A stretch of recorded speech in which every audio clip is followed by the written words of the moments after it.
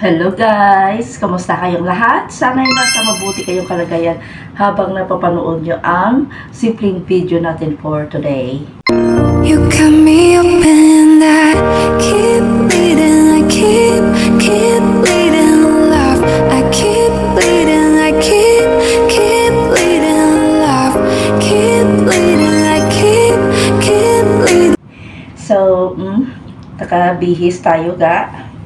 Kasi today ay pupunta ako ng Kuwait Embassy.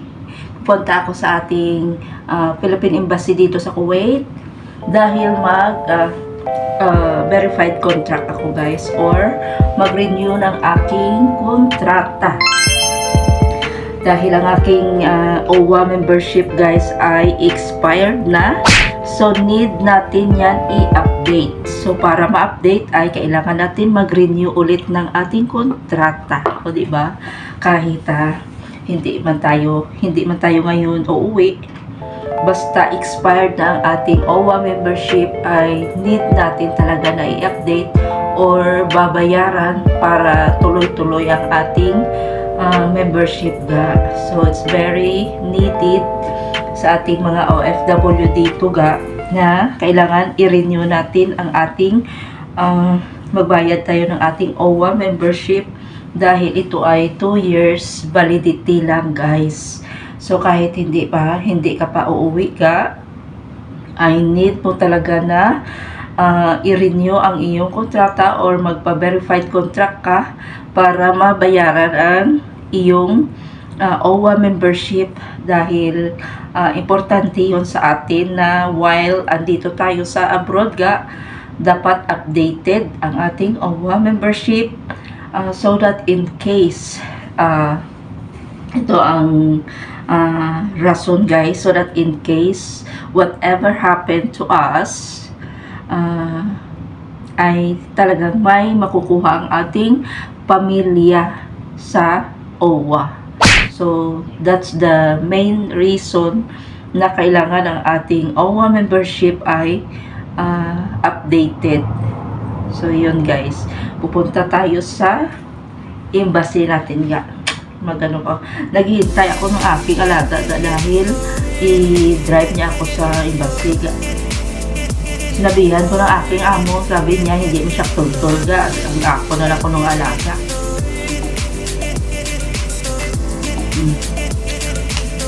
Ito lang ang ating guys.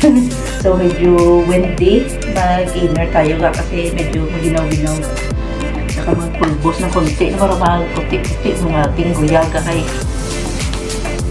ang dala para pleasing man ang atong tsura no? Punta tayo dito, papunta tayo doon. Sana hindi lang sana hindi lang crowded kasi most of the time ay crowded talagang embassy natin. So kailangan mo pa, it takes hours kasi maglinya-linya pa ba. So sana hindi tayo doon. Hindi tayo damihan ng oras doon no.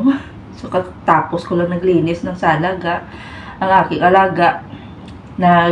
May pinuntahan pa, sabi ko yung come back 1 hour ha kasi importante ito matapos ko ngayong araw na ito kasi hindi talaga ako mapalagay guys hindi ang ating OWA ka kasi expired na talaga ako last month.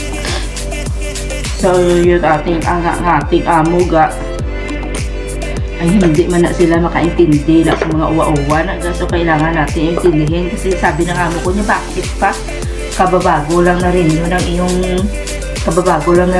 iyong ikama, yun ang importante dito. Sabi ko sa kanya, Madam, lasim.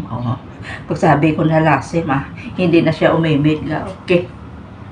Sabi ko kailangan ko ang iyong civil ID tsaka ang passport ko at saka ang aking civil ID photocopy please. So yun ang halaga ko na nagasikaso ka.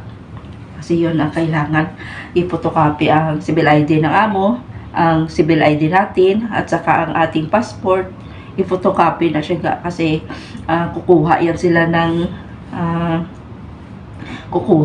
ng kopya ang embassy para mabigyan tayo ng panibagong kontrata. O diba? Fifth contract renewal. So, it means 10 years. Ay, wow. Sabi nung Tagalog pala natin dito, ga. Ako madagyapon yan, no? So, mega love shoutout everyone. Kamusta kayong lahat, ga? Medyo ko ng ating short hair, ga. So, ay, i-ano ko lang bala, guys. I-share ko lang bala, ga, itong buhok ko, no? Dami tayong daldal dito, ga, no? Kasi naghihintay pa tayo ng aking alaga, ga. I-share ko lang sa inyo yung pagpagupit ko ng aking buhok, ga. Abaw! Nako. Ang aking afam, ay, siguro mga almost 1 week man kami, ga. Hindi kami nagka-misunderstanding kami, guys, ni Tom. Kasi, naano talaga siya na very short ang buhok ko. So, ayaw niya talaga ako magpagupit. Sabi niya, just a little lang. Kasi mahaba na at saka manipis na talaga yung buhok ko, ga.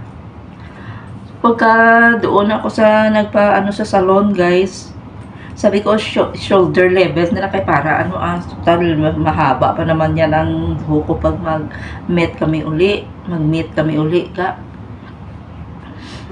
So yun, pagkakita niya naglain ang kanyang ulo, ga. So sabi mga almost 1 week kami hindi kami nagkikibuan kasi talaga siya, ay para maghiwalay na tayo nito dahil sa buhok ko.